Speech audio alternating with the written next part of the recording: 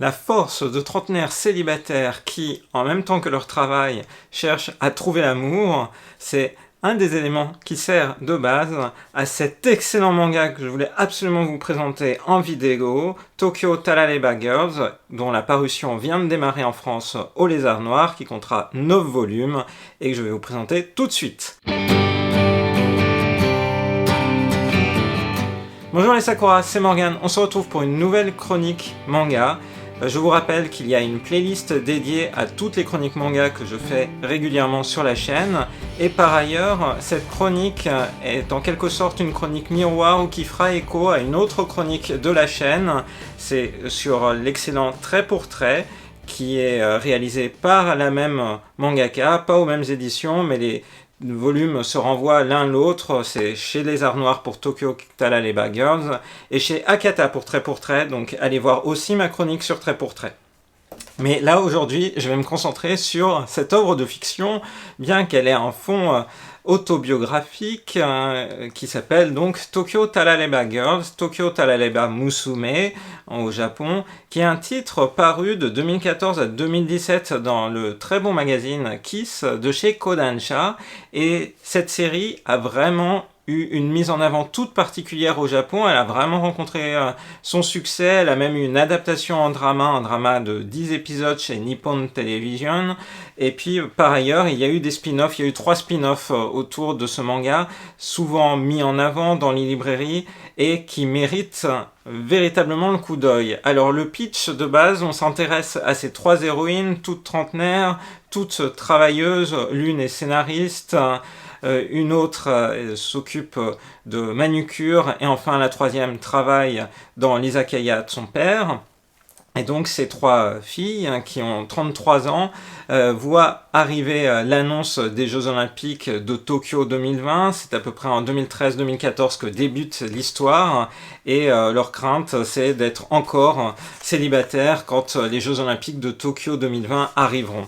Donc l'objectif pour elles, c'est d'absolument remédier à cette situation tout en menant leur carrière de front, et ça c'est mis en avant très rapidement par la mangaka, par l'autrice Akiko Higashimura dans l'histoire. On est vraiment face à des femmes actives qui ont leur caractère, qui ont eu aussi un passé plus ou moins tumultueux justement dans leurs relations amoureuses. Si elles sont encore célibataires, c'est qu'il y a aussi une raison, et elles sont aussi les championnes de ce qui en France a été traduit par Yaka Faucon, c'est-à-dire d'émettre des hypothèses sur on aurait dû faire ci, il faut faire ça, il y a qu'à faire ça, et en fait en japonais talaleba donc est une expression désignée pour envisager des et si il s'était passé telle chose, et si telle autre chose.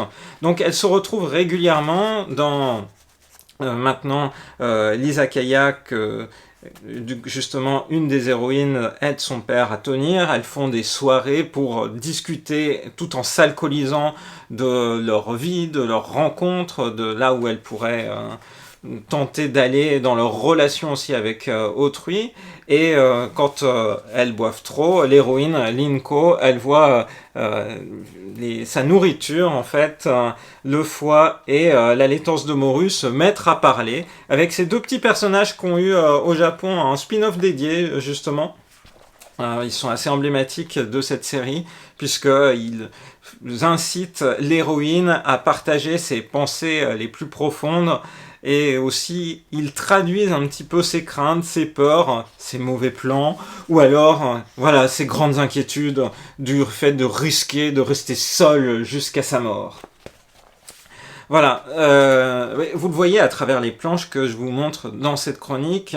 En fait, Akiko Higashimura est une autrice vraiment extrêmement talentueuse au niveau graphique, mais aussi au niveau du rythme et de la narration. Elle est capable de passer de scènes comme ici, totalement déjantées, humoristiques, à des scènes un peu plus profondes, une maîtrise du design graphique comme ici quand l'héroïne se prépare pour un rendez-vous, et du coup à mettre des vêtements particuliers, donc en soin apporté à tout ce qui est les vêtements, mais pas seulement, les décors. Si vous connaissez Tokyo, vous allez retrouver directement des endroits qui vous sont bien connus. D'ailleurs, on le voit dès la première planche, hein, on voit les deux symboles en termes de hauteur de Tokyo, Tokyo Tower et Tokyo Sky Tsuri, donc, qui a été créé en 2012. Et puis, par exemple, beaucoup de choses se passent dans le quartier de Harajuku, et notamment à Meiji Jingumae, aux alentours de cette station, que par ailleurs je connais bien, puisque j'avais suivi des cours de japonais dans une école de japonais qui était tout autour, donc je reconnais totalement le quartier en question.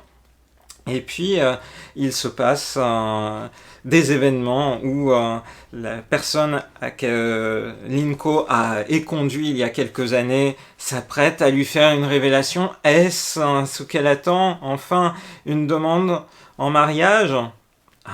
Donc, non, ça sera pas ça. C'est dès le premier tome, dès le premier chapitre, on voit ça. Elle va noyer son chagrin avec ses amis dans le fameux izakaya, et à cet endroit, elle croise un jeune homme absolument incroyable, de beauté, mais particulièrement rugueux, voilà, un jeune homme blond qui va avoir une forte importance pour la suite. Donc, ce que j'apprécie particulièrement dans cette œuvre, dont on voit tout de suite, quand je vous montre des planches comme ça, il y a beaucoup de dessins, beaucoup de textes aussi qui accompagnent cette œuvre, beaucoup d'éléments qui sont disséminés un peu partout, et du coup c'est plutôt une bonne chose que le manga ait été publié à un format beaucoup plus grand qu'en tankobon classique, pour comparer. On est vraiment sur un format qui va permettre d'admirer chacune des planches et chacun des détails. Au départ, j'étais un peu dubitatif sur ce choix de format qui diffère par rapport à la parution japonaise, mais qui s'avère en fait très judicieux eu égard à l'ensemble des décors et le nombre de cases écrites qu'il peut y avoir dans chacune des planches. Donc on peut vraiment rentrer dans le détail, regarder vraiment chacune des bulles, chacune des ambiances. Donc c'est un manga qui prend plus de temps que d'autres mangas à lire, parce que justement, il y a plein de petits éléments dans lesquels ça mérite d'aller fouiner, parce qu'on voit tout le soin qu'a apporté l'autrice à son manga. Donc Akiko Higashimura, c'est vraiment une dame importante pour tout ce qui est manga plus adulte. Donc Kiss est un manga qui s'adresse à des femmes qui ont généralement plus de la vingtaine. Donc là, en l'occurrence, les héroïnes, on le voit bien, elles ont plus de 30 ans. Elles se posent des questions qui sont vraiment emblématiques d'une nouvelle génération de femmes qui ne seront pas retrouvées dans le schéma classique de se marier à 20 ans, d'arrêter leur travail tant que leur enfant, par exemple, n'a pas atteint 10 ans, 11 ans, n'est pas encore au collège, donc qui était un schéma très traditionnel. Là, on est face à des femmes actives qui ont donc de nouvelles problématiques pour mener à la fois leur vie pro et essayer d'avoir une vie personnelle qui leur permette de s'épanouir. Ce qui est vraiment frappant entre ces trois héroïnes, c'est la manière dont elles se soutiennent les unes les autres. Elles se connaissent depuis le lycée, donc elles se connaissent de longue date, elles ont suivi les aventures de l'une ou de l'autre. Il y a beaucoup de solidarité féminine entre elles, et en fait, même si du coup les histoires qu'elles se racontent, parfois difficiles, puisque il y a des grosses désillusions, soit personnelles, soit professionnelles, mais malgré ça, en fait, on referme le titre en se disant il y avait de la force dans ce manga, il y avait de la puissance à travers ce que les héroïnes dégageaient, et c'est un titre qui à la fois s'inscrit totalement dans la vie tokyoïte, donc vous retrouvez vraiment des éléments emblématiques de la vie quotidienne à Tokyo, mais aussi la vie moderne et la vie de personnages qui n'ont pas simplement 10 ans ou au début de vingtaine, comme souvent c'est le cas dans les shows au manga, mais là on est vraiment face à des adultes.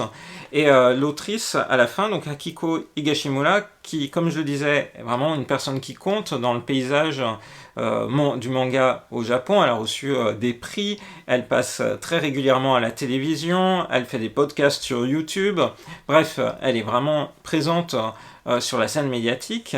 Elle a aussi une vie elle a une vie personnelle compliquée, c'est ce qu'elle raconte à la fin du tome, puisqu'il y a quelques pages justement sur lesquelles elle revient un peu sur la genèse de ce titre, Tokyo Talaleba Girls. où en fait elle raconte que elle était un peu lassée de voir toutes ses amies trentenaires, quadragénaires au moment où il a été annoncé que les Jeux Olympiques de Tokyo 2020 allaient arriver, s'inquiéter de ne pas trouver de mari, comme si le mariage était le seul moyen de s'épanouir pour une femme.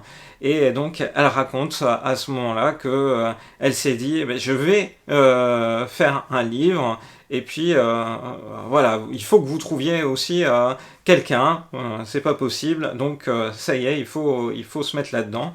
Donc voilà, elle est un site, mais elle est vraiment une autrice qui est très lucide sur elle-même, ce qu'on retrouvera d'ailleurs, je l'évoquerai dans Trait pour Trait, donc sur elle-même et puis sur aussi la condition des femmes au Japon. Donc c'est vraiment intéressant parce que des auteurs, autrices qui peuvent marquer, qui écrivent par exemple la chose suivante: moi, je ne suis absolument pas du genre à penser une femme doit absolument se marier, le bonheur d'une femme dépend de son mari, une femme qui n'arrive pas à se marier est pathétique. Plutôt que de me marier, j'aurais préféré travailler à fond et profiter d'une vie libre, joyeuse et épanouie de célibataire sans famille à charge. Donc voilà, c'est quand même pas un discours dominant dans la société japonaise. Donc on est vraiment face à quelque chose d'intéressant, d'atypique, avec, comme je vous le disais en introduction, une série qui a vraiment marqué, qui a été fortement bien reçue, puisqu'il y a aussi eu cette adaptation au drama. C'est pas la première fois que Akiko Higashimura voit une adaptation live de son œuvre, puisque par exemple, on la connaît en France pour avoir signé Princesse Jellyfish, excellent manga qui était paru chez Delcourt Akata, et qui avait lui aussi une adaptation live en film, maintenant il y a plus de 6 ans, donc en long métrage. Voilà, donc j'aime énormément les héroïnes de Tokyo Talaleba Girls. Je vous encourage vraiment à découvrir cette série. Ça change tellement de tout ce qu'on peut lire, et il y a tellement de force et d'acuité dans le portrait qui est fait que on se prend de passion pour les aventures de ces héroïnes. Voilà, j'espère que cette chronique manga de Tokyo Talaleba Girls vous aura donné envie. Et pour ma part, il ne me reste plus qu'à vous dire à très bientôt, à vous renvoyer aussi sur ma chronique de Trait pour Trait, et n'hésitez pas à partager en commentaire vos impressions sur ces titres. À bientôt, bye bye.